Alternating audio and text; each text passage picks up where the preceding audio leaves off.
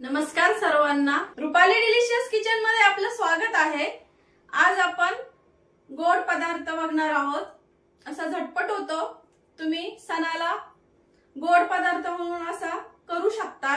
चला तर मग साहित्याकडे वळूया। पावशर दूध घेतलं, इथं शेवया घेतल्या, शेवयाची खीर करणार आहोत आज आपण। साखर घेतली आहे 4 चमचे, तुम्ही साखर कमी अधिक करू शकता। वेलची पावडर, तूप, साजूक तूप, ड्रायफ्रूट मध्ये काजू आणि बदाम। चला मग सुरुवात करूया आता रेसिपीला।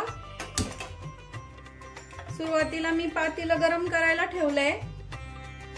पातेलं थोडंसं गरम झालं की आपल्याला त्यामध्ये तूप टाकून घ्यायचंय। तूप थोडंसं हलकसं गरम झालं की ड्रायफ्रूट आणि शेवया दोन्ही सोबत टाकायचंय आपल्याला आणि गॅस मीडियम करायचा आहे। मी शेवया काय विकत वगैरे घेतलेल्या नाहीये, आपल्या घरगुती ज्या शेवया असतात त्याच घेतलेल्या आहे। गॅस मीडियमच ठेवायचा। मीडियम गॅसवर आपल्याला छान शेवया अशा ब्राऊन रंगावरती छान भाजून घ्यायचे ड्रायफ्रूट आणि शेवया।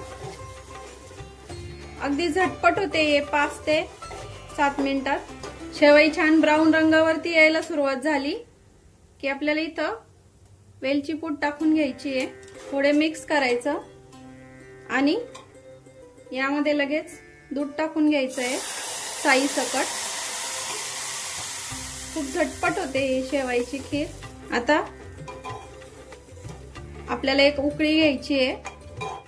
तुम्ही थोडंसं पाणी पण ऍड करू शकता, पण मी फक्त दुधाचीच करणार आहे। शेवयाची खीर आपल्याला 5 ते 10 मिनिटं छान उकळून घ्यायची आहे।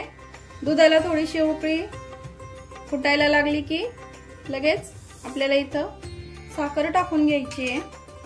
आता मी हे 5 ते 10 मिनिटं छान उकळून घेते। तर आपली आता रेडी झाली आहे, बघू शकता। खूप छान दिसते, रंग वगैरे खूप सुरेख आलाय। तुम्ही दूध किती घेता त्यावर साखर टाकायचं डिपेंड असतं, शेवया आणि दूध। त्यामुळे तुम्ही एक प्रमाण करा। अर्धा लिटर दूध घेणार असाल तर त्याप्रमाणे साखर टाका। तर आता सर्व करून घेऊया। बघू शकता किती छान दिसते खीर आणि चवीलाही तेवढीच भन्नाट झालेली असणार आहे। तुम्ही नक्की ट्राय करा आणि रेसिपी कशी वाटली कमेंट मध्ये नक्की सांगा। रेसिपी नक्की ट्राय करा, कारण घरचं जेवण हे खरंच स्वादिष्ट असतं। आणि रेसिपी आवडली तर लाईक, शेअर अँड सबस्क्राईब करायला विसरू नका। सबस्क्राईबच्या शेजारी जे बेल आयकॉनचं बटन असतं ते प्रेस करा, म्हणजे मी रेसिपी पोस्ट केली की तुम्हाला लगेच त्याचे नोटिफिकेशन येतील। आणि तुम्ही माझी रेसिपी नक्की ट्राय करा, कारण घरचं जेवण हे खरंच स्वादिष्ट असतं। अशा छान खमंग आणि चमचमीत रेसिपींसोबत पुन्हा भेटूया। तोपर्यंत बाय बाय।